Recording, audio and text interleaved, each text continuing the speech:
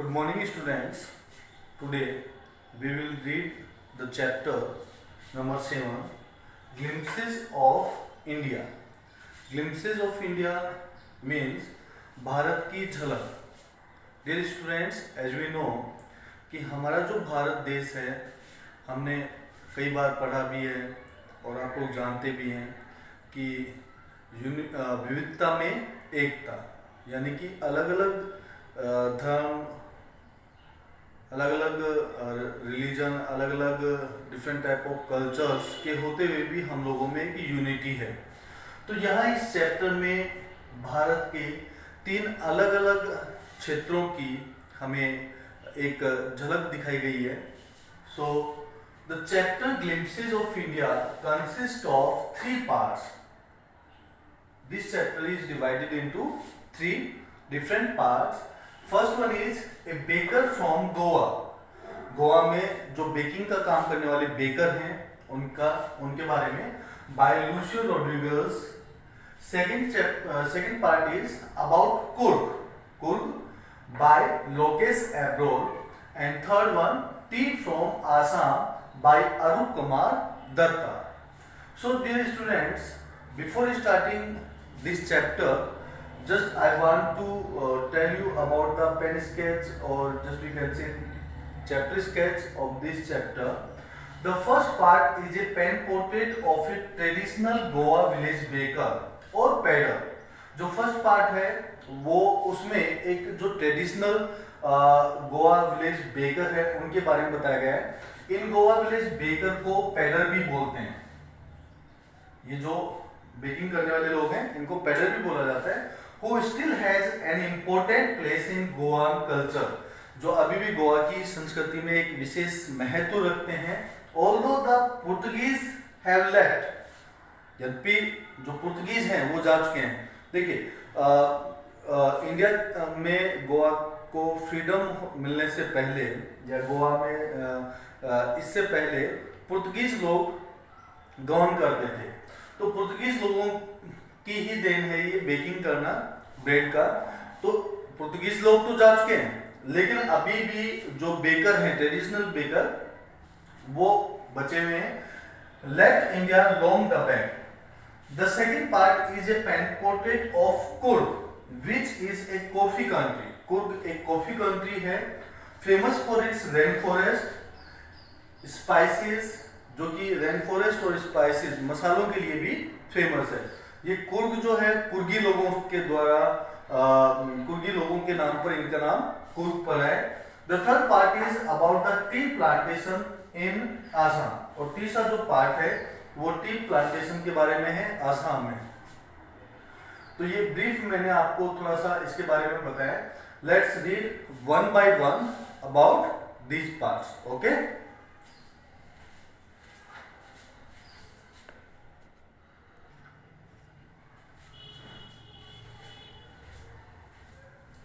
So dear students, in first part, as you can see, a baker from Goa. Dear students, in this chapter we will read about the importance of a baker in Goa. देखिए जैसे हम लोग traditionally जो हमारा routine होता है, early in the morning we are getting up and getting something in our breakfast. तो ऐसे ही गोवा में जो ट्रेडिशनल बेकर्स होते थे, अर्ली इन द मॉर्निंग वो घर पर एक घर से दूसरे घर पर यानी डोर टू डोर विजिट करते थे और अपनी जो बेकिंग की हुई लोव्स हैं या ब्रेड जिनको हम बोल सकते हैं वो देते थे. तो सिंपली वो एक गोवा के जो भी घर हैं उनका एक रेगुलर पार्ट होते थे. अर्ली इन द मॉर्निंग आना, घर की लेडी को गुड मॉर्निंग विश करना. जो ही वो आते थे तो उनकी जो टोकरी होती थी, बास्केट होती थी लोज से भरी हुई, ब्रेड से भरी हुई, वो प्लस उनकी जो जिंगलिंग थर्ड्स वॉइस थी बैम्बू की, वो घर के छोटे बच्चों को उठा देती थी. बच्चे उसके आसपास उठते ही आते थे. तो ये एक प्रेजेंट मेमोरीज थी चैप्टर के ऑथर के लिए. So bread making in Goa. It is an ancient technique mastered by the Portuguese लोगों का ये एक पुराना तरीका था जो जिसमें केवल और केवल पुर्तगाली लोगों को ही महारत हासिल थी। It was an art which needed perfection. Baking करना जो था वो अपने आप में एक आर्ट था, तो इसमें परफेक्शन चाहिए। मीन्स क्योंकि ये एक कॉमन फूड के रूप में देखा जा रहा है, तो परफेक्टली इसको बेक किया जाता था। Mixing, moulding and baking, these are three phases to bake for baking. So mixing करना, molding करना और baking करना were the areas of specialization. ये स्पेशलाइजेशन का पार्ट था उनका मेकिंग ए ब्रेड, एक ब्रेड को बनाने के लिए। मीन्स अगर आपको एक बेकिंग करना है या ब्रेड बनानी है तो आपको इस इस कला का एक्सपर्ट बनना पड़ेगा, तभी आप एक अच्छी ब्रेड बेक कर सकते हैं। The loaves were baked in time-tested furnaces. यहाँ ये बहुत अच्छा वर्ड यहाँ यूज किया गया है। Time-tested furnaces से मतलब है वो भट्टियाँ जहाँ पर बेकिंग करते थे फर्नेसेस में। तो टाइम-टेस्टेड फर्नेसेस यहाँ पर हम दो तरीके से इसको समझ सकते हैं। पहली चीज, क्योंकि बेकिंग करने में हमें कितना टेम्परेचर चाहिए तो उसके अकॉर्डिंग उन्हें प्रिपेयर किया जाता था। बेकिंग के लिए फर्नेसेस को प्रिपेयर करना, उसमें एक टेम्परेचर को मेंटेन करना। सेकंड, यहाँ टाइम-टेस्टेड फर्नेसेस से मतलब हम ये भी कह सकते हैं क्योंकि ये बहुत सालों पहले तक लगातार होता था। यहाँ गोवा जब फ्री हुआ उससे बहुत पहले तक पुर्तगीज के द्वारा, तो तब से अब तक इनको परफेक्शन दिया गया है। This profession has been continued by the bakers descendants. जो ये प्रोफेशन था ये लगातार किया गया, जो बेकिंग करने वाले लोग थे उनके पीढ़ियों के द्वारा, यानी from one generation to next generation. So यहाँ पर बेकिंग का काम करने वालों के लिए ये कहा जाता था कि बेकर्स जो थे गोवा के, वो बड़े ही खुश मिजाज रहने वाले आदमी थे, मिलनसार होते थे और काफी ये जो प्रोफेशन था इसको प्रॉफिटेबल प्रोफेशन भी दिया गया है। क्योंकि जनरली बेकर्स क्या करते थे, दिन में 2 बार डोर टू डोर विजिट करते थे। First early in the morning, जब वो घर घर जाकर लोव्स या जो ब्रेड थे वो डिलीवर करते थे, और सेकंड टाइम पे उनको बिलिंग करते थे। अच्छा, इनका जो बिलिंग करने का तरीका था या इनका जो रिकॉर्ड रखने का तरीका था वो भी बड़ा यूनिक था।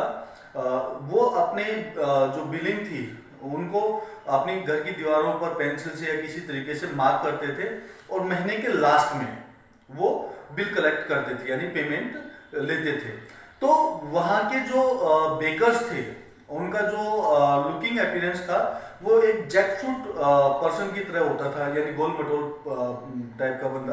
तो ऐसा कह सकते हैं कि जो बेकर्स थे गोवा में काफी फल फूल रहे थे, यानी कि वो बहुत ही खुश थे, बहुत ही रिच थे इस तरीके से या इस तरीके से अपनी सर्विसेज देकर।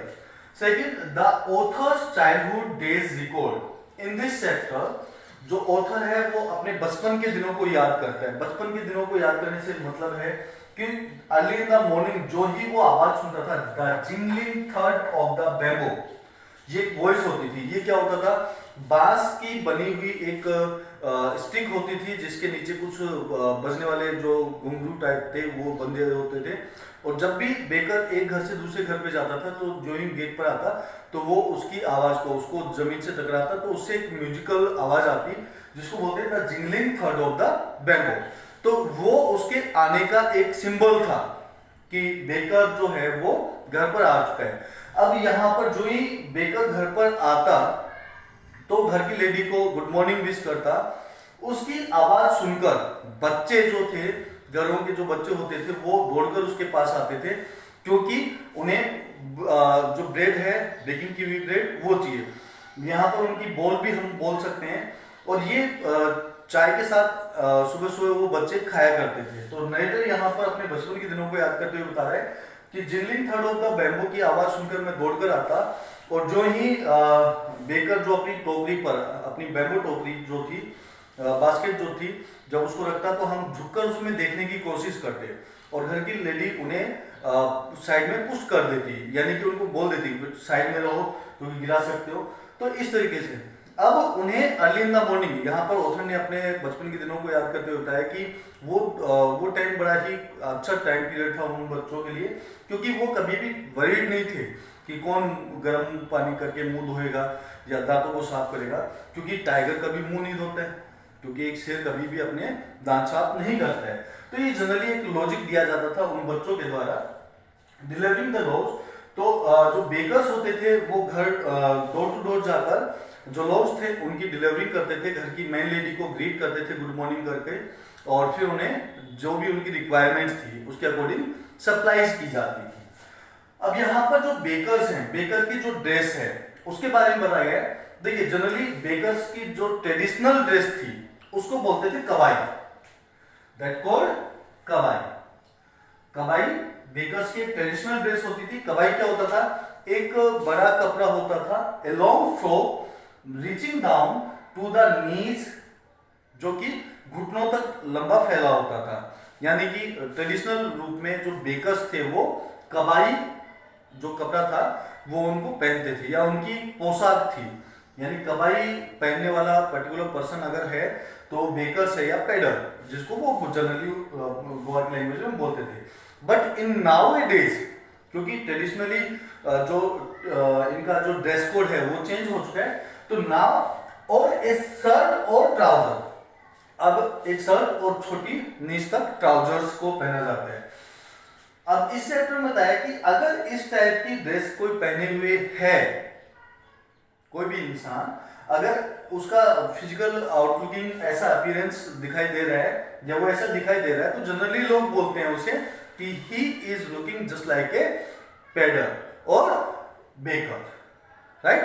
सो पर्टिकुलर जो ये चीजें हैं, ये जो पॉइंट्स हैं, ये हमें शो करते हैं कि गोवा की जो ट्रेडिशनल लाइफ थी उसमें बेकर्स का कितना इंपॉर्टेंट रोल था, या how much they were useful for those societies.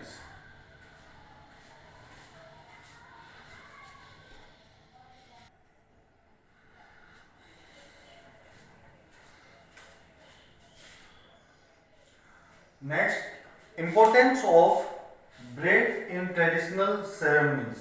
Means Goa में जितने भी प्रोग्राम होते हैं, जितने भी त्योहार सेलिब्रेट किए जाते हैं, जितने भी फंक्शंस होते हैं, उन सब में जो ब्रेड था उसका एक अपना खुद का इंपॉर्टेंस था। No marriage was complete until and unless the traditional बोल was serve. So dear students, यहाँ पर ब्रेड से एक वर्ड है, ब्रेड की एक डिश है जिसको बोला गया है बोल। तो यहाँ पर बताया गया है कि शादी या कोई भी प्रोग्राम जो है उसकी जो दावत है वो तब तक अपने आप में कंप्लीट नहीं मानी जाएगी जब तक कि बोल को सर्व नहीं किया जाएगा। The lady of the house prepared sandwiches on the occasion of her daughter's engagement and bolinhas. Second word जो यहाँ पर यूज हुआ है बोलिनहास, ये भी बेकिंग का ही एक पार्ट है ब्रेड्स का, कि जो घर की लेडी होती है वो अपनी बेटी की शादी में सैंडविच प्रिपेयर करती है, और बोलिनहास would be prepared for Christmas and other festivals. क्योंकि देखिए यहाँ पर क्रिसमस गोवा में हम ये कह सकते हैं कि गोवा के मोस्टली जो पब्लिक है वो क्रिश्चियन रिलीजन से रिलेटेड है। तो क्रिसमस के ओकेजन पर और अदर फेस्टिवल्स पर, जैसे न्यू ईयर हुआ या जो भी वहाँ के जो मेन फेस्टिवल्स हैं, उन सब में बोलिनहास और बोल दोनों, ये दोनों डिशेस नेम है जो कि बेक की जाती है या ब्रेड की ही डिशेज हैं। इन दोनों का अपना इंपॉर्टेंस है। So in this way we can understand the importance of bread in traditional ceremonies. Next, bread making a profitable profession. Bread making जो था एक प्रॉफिटेबल प्रोफेशन था बेकर्स के लिए, पेडर के लिए। तो यहाँ पर मैंने आपको बताया पहले भी कि जो ब्रेड मेकिंग का काम करने वाले पेडर्स होते थे, बेकर्स होते थे, ये बिल को एंड ऑफ द मंथ में कलेक्ट करते थे या बिलिंग करते थे, घरों से चार्जेस लेते थे अपनी सर्विसेज के। Second, all the accounts were written on some walls in the pencils with a in the premises with a pencil, means the particular premises of the bakers, उनकी जो दीवारें होती थी वो ही उनका एक अकाउंट होता था। यानी कि वो अपनी दीवारों पर पेंसिल से मार्क करते थे कि किस घर में कितनी ग्लोव्स और बॉल्स गई हैं, और लास्ट महीने के अंत में in the last of the month they are going to collect their bills so that they can live their life. So dear students, यहाँ पर बेड मेकिंग जो था उस टाइम पर गोवा में एक प्रॉफिटेबल प्रोफेशन था, या इसके बिहाफ पर बोला गया है कि जितने भी बेकर्स थे या पेडर्स थे वो सब एक जैकफ्रूट पोजीशन वाले या अपीयरेंस वाले पर्सन थे। यानी कि उस समय पर जैकफ्रूट अपीयरेंस से मतलब है यहाँ पर कि वो लोग साइज के थोड़ा छोटे होते थे, हाइट उनकी कम होती थी, लेकिन गोल मटोल होते थे, यानी कि भरे पूरे लोग होते थे। तो उस समय में ये जो बिजनेस था, ये जो प्रोफेशन था, काफी प्रॉफिटेबल होता था, क्योंकि घर हर एक घर इनकी कनेक्टिविटी में होता था, और इन्हीं लोगों के कारण से, इन्हीं लोगों की इस आर्ट के कारण से लोगों को एक अलग ही टेस्ट प्रोवाइड करवाया जाता था।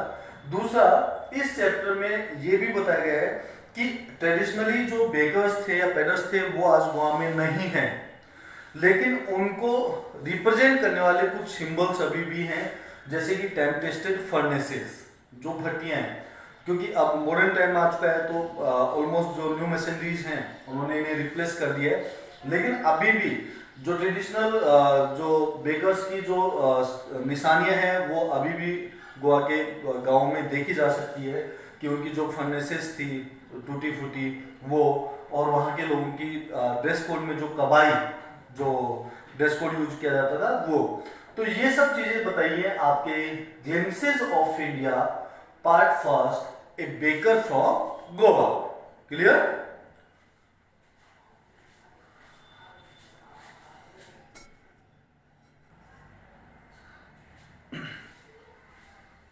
Dear students, second part of this chapter is Kurg.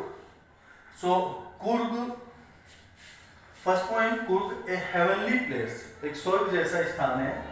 Kurg district of Karnataka lies between the sea-town coastal the towns of Mysore and Mangalore. Mysore और मैंगलोर के बीच में एक कोस्टल टाउन है जो कि कर्नाटका का है। अब देखिए, weather and environment of Coorg, Coorg क्षेत्र की अगर बात करें कि वहाँ का मौसम और क्लाइमेट कैसी है, तो it consist of evergreen forest, spices and coffee plantation. That means it is famous for it's evergreen forest, सदाबहार जो पेड़ है या वन है, जंगल है, मसाले हैं, और कॉफी के जो प्लांट है उनके लिए ये फेमस है। The best season two visit Coorg, सबसे अच्छा मौसम अगर कुर्ग विजिट करना है, कुर्ग जगह पे जाना है, स्टार्ट्स इन सितंबर, सितंबर महीने से स्टार्ट होता है, कंटिन्यूज अप टू मार्च, और मार्च तक चलता है। और इसके बाद का यानी अप्रैल से लेकर अगस्त तक का जो टाइम पीरियड होता है वो रेनी सीजन होता है, तो वहां पर आप इजीली नहीं अप्रोच कर सकते या सर्वाइव नहीं कर सकते हैं। Third, people of Coorg. अब देखिए, कुर्ग जो है, इनका नाम कुर्ग क्यों पड़ा, ये सबसे एक अच्छी कहानी है यहाँ पर। तो पहले हम जनरली पॉइंट्स को डिस्क्राइब करते हैं। ग्रीक और अरेबिक डिसेंडेंट्स इनको माना गया है। According to a legend, Alexander's army जो थी साउथ की तरफ मूव कर रही थी, और वहां पर ये लोग रुक गए थे, कोडव्स, कुपिया एंड खूबिया। तो कोडव्स रेजिडेंट्स ऑफ कुर्ग, कुर्ग के लोगों को कोडव्स कहते हैं। कुपिया a long black coat with an embroidered waist belt, एक लंबा काला कोट होता है जो कि एम्ब्रॉयडर्ड होता है वेस्ट बेल्ट के साथ में। कुफिया worn by the Arabs and the Kurds, कुफिया जो होता है वो अरबी या कुर्दी लोगों के द्वारा पहने जाने वाली एक पोशाक है। क्लियर?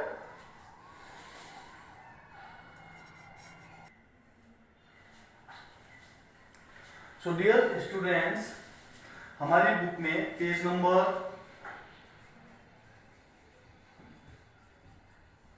90 इन थर्ड पैराग्राफ, यहाँ पर कुर्ग लोगों के बारे में एक बताया गया है कि एक ऐसी अकॉर्डिंग टू लीजेंड, एक कथा के अनुसार अलेक्जेंडर की आर्मी साउथ साइड में आगे मूव करती हुई बढ़ रही थी अपने एक मिशन को, लेकिन जब उन्हें लगा कि वो उस मिशन को कंप्लीट नहीं कर पाएंगे तो उसकी सेना वापस लौट गई।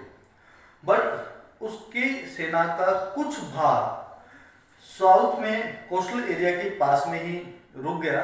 उन्होंने वहाँ के लोकल जो लोग थे उनसे अपने मैरिटल रिलेशनशिप्स मेंटेन किए और वहाँ से ये कुर्ग जो जाति थी या यहाँ के जो कुर्गी लोग थे उनका एक अस्तित्व बना।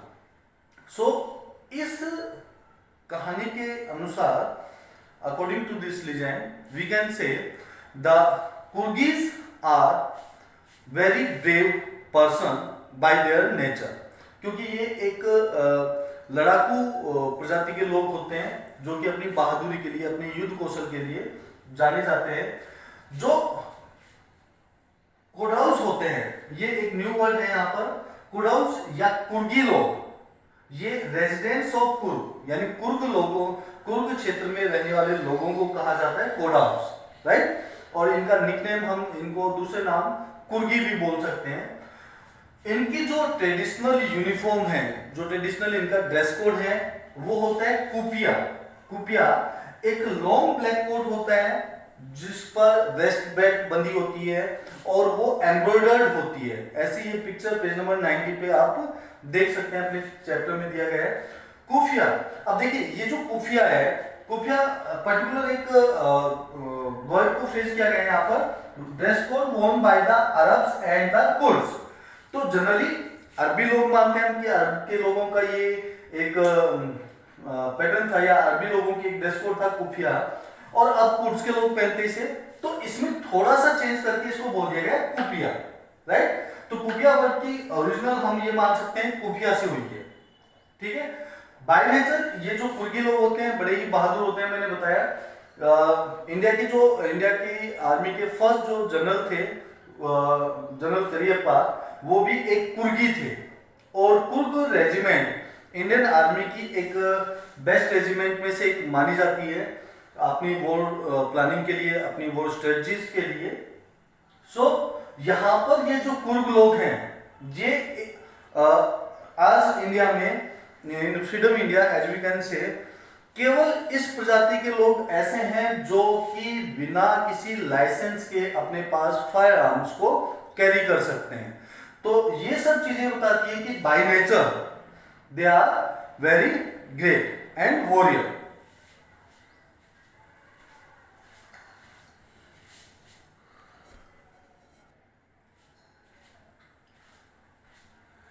So dear students, bravery tales of Cox, Coorgi लोगों की बहादुरी के बारे में काफ़ी कहानियाँ फेमस है, जिनमें से कुछ पॉइंट्स मैंने बनाए हैं कि कुर्गी लोगों के नाम पर, क्योंकि ये जो कुर्गी लोग हैं ये बाय नेचर बहुत ही फाइटर टाइप के होते हैं या बहुत ही बहादुर होते हैं, तो इनके नाम पर इंडिया की एक मोस्ट डेकोरेटेड रेजिमेंट बनाई गई है जिसको कुर्ग रेजिमेंट के नाम से जानते हैं। जनरल करियप्पा जो है the first Indian army chief थे, वो भी एक कुर्गी थे। Third, Kodavas means Coorgi. Kodavas are permitted to carry fire arms without a licence, यानी कि कोडाउस या कुर्गी लोगों को बिना किसी लाइसेंस के फायर आर्म्स रखने की परमिशन है। Next, wild life in Coorg. देखिए कि अभी हमने पढ़ा कि यहाँ पर एवरग्रीन फॉरेस्ट हैं, स्पाइसेस के लिए फेमस है, कॉफी प्लांटेशन के लिए फेमस है। तो हम ये कह सकते हैं कि प्रकृति से भरपूर जो रिसोर्सेज हैं, संसाधन हैं, वो कुर्ग में काफी मात्रा में। तो यहाँ पर जो वाइल्ड लाइफ है वो भी बहुत ज्यादा है, जैसे पानी, क्योंकि पानी की नदियाँ हैं, सी कोस्टल एरिया है, तो डिफरेंट टाइप ऑफ फिशेस, जिसमें से अलग अलग नाम चैप्टर में मेंशन किए गए हैं। वाइल्ड लाइफ में जितने भी वाइल्ड एनिमल्स हैं वो, और डिफरेंट टाइप्स ऑफ स्पेशली जो पेड़ पौधे हैं वो, तो इन सब से भरपूर है कुर्ग। तो कुर्ग अगर आपको विजिट करना हो तो बाय रोड और by train you can visit it. Specially मैंने बताया था अभी कि अगर आपको कुर्ग को विजिट करना है तो सबसे अच्छा आपके लिए टाइमिंग होगा सितंबर से लेकर अप्रैल तक का, क्योंकि उसके बाद से वहां पर रेनी सीजन होता है, तो आपके लिए प्रॉब्लमेटिक रहेगा। सो हम ये कह सकते हैं कि ग्लिम्पसेस ऑफ इंडिया में कुर्ग को बहुत अच्छे तरीके से डिस्क्राइब किया गया है नेचुरल रिसोर्सेज से फुलफिल एक प्लेस के लिए, या हम ये कह सकते हैं कि ये एक ऐसा पेड़ है, या सॉरी ये एक ऐसा एरिया है जो हमेशा पेड़ पौधों से या वाइल्ड जो एनिमल्स हैं या जो भी एक नेचुरल ब्यूटी है उससे फुलफिल रहता है। अब हम थर्ड पॉइंट के बारे में बात करते हैं, टी आसाम के लिए।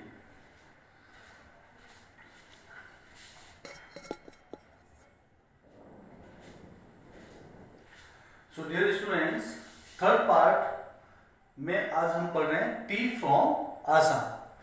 सो यहाँ पर देखिए एक लड़का जो रिसेंटली अपने दोस्त के साथ आसाम जा रहा है अपनी समर्स वेकेशन को एंजॉय करने। तो Rajveer visit to Assam with his friend Pranjol. Pranjol जो है वो राजवीर का दोस्त है। प्रांजोल के जो फादर हैं वो देक्याबारी एक जगह है आसाम में जहां पर एक टी गार्डन को मैनेज करते हैं। First Rajveer visit to Assam, जब वो ट्रेन से ट्रेवल कर रहे हैं तो राजवीर एक बुक से एक इंटरेस्टिंग फैक्ट को डिस्क्लोज करता है या शेयर करता है प्रांजोल के साथ। Over 80 crore cups of tea, लगभग 80 करोड़ कप एक दिन में are drunk everyday throughout the world, पूरे वर्ल्ड में पिया जाता है, यानी पूरे वर्ल्ड में एक दिन में लगभग 80 करोड़ कप जो टी है वो यूटिलाइज होती है। द ब्यूटीफुल टी गार्डन्स, जब आसाम में वो ट्रेन से जा रहे हैं तो दोनों तरफ का जो हिल साइड है वो बड़ा ही प्यारा है, क्योंकि दोनों तरफ चाय के बड़े बड़े बागान हैं जहाँ पर कुछ औरतें जो पीठ पर बंधी हुई अपनी बास्केट है उसमें जो टी लीव्स हैं उनको प्लकिंग का काम कर रही हैं। जगह जगह किनारे पर सड़क के किनारों पर या दोनों तरफ कैनोपीज लगी हुई हैं जो कि दिखा रही है कि कितना ब्यूटीफुल ये एक एरिया है, ग्रीनरी से भरपूर है। Legends about discovery of T, चाय की खोज के बारे में अलग अलग कहानियां, दंत कथाएं हैं यहाँ पर। तो यहाँ पर स्पेशली दो कहानियां हैं। पहली है चाइनीज लीजेंड्स।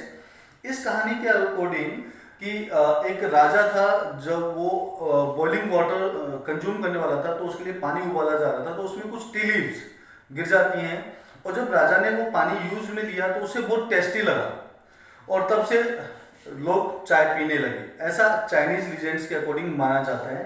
दूसरा एक इंडियन लीजेंड्स है जिसमें एक बुद्धिस्ट मॉन्क है, एक बुद्धिस्ट साधु या मॉन्क, जो कि मेडिटेशन के दौरान उसको लगता है कि वो बार बार नींद आ रही है, तो उस नींद से बचने के लिए अपनी आईलिड्स को कट कर लेता है, वो काट लेता है और उन आईलिड्स को काटने पर 10 टी प्लांट्स जो हैं वो ग्रो करते हैं और धीरे धीरे वो चाय की एक अच्छी वैरायटी के रूप में काउंट किए जाने लगे। तो ये दो किंवदंतियां हैं, दंत कथाएं हैं जिनको माना जाता है। Chinese the T lovers, Chinese को ज्यादा टी लवर्स या बहुत ही चाय के बड़े शौकीन होते हैं ऐसा माना जाता है। तो इसके पीछे कुछ बेसिक फैक्ट्स हैं। First, tea was first drink in China, कि चाइना में ऐसा मानते हैं कि पहली बार जो चाय है वो चाइना में पी गई लोगों के द्वारा। सेकंड, चाय एंड चीनी, दोनों वर्ड्स जो चाय बनाने के लिए काम में आते हैं, तो chai and chini words are of Chinese origin, ऐसा मानते हैं कि चाय और चीनी ये दोनों वर्ड जो हैं चाइनीज भाषा से जन्मे हैं। एज ए मेडिसिन, अब चाय को केवल एक बेवरेज के रूप में नहीं यूज करते हैं बल्कि एक मेडिसिन के रूप में भी यूज किया जाने लगा है। नेक्स्ट, देक्याबारी एक पर्टिकुलर जगह है आसाम में। तो प्रांजोल और राजवीर मरियानी जंक्शन पर उतरते हैं, वहां से वो देक्याबारी जा रहे हैं। देक्याबारी क्या था मैंने बताया आपको, the tea garden manage by Pranjol's father, Pranjal के फादर के द्वारा ये मैनेज किया जाता है। तो वहां पर प्रांजल के फादर राजवीर को बताते हैं कि best tea is obtain during the period of May to July, सबसे अच्छी जो पत्तियां हैं या जो चाय है वो कलेक्ट की जाती है मई से और जुलाई के टाइम पीरियड पर। So this is the third part from glimpses of India, tea from Assam. So dear students, I hope now we have completed and you understand it very well. Then इसको अच्छे से आप revise करें and prepare it very well. और कोई doubt हो तो you can ask me. Till then, goodbye. Have a nice day. Thank you.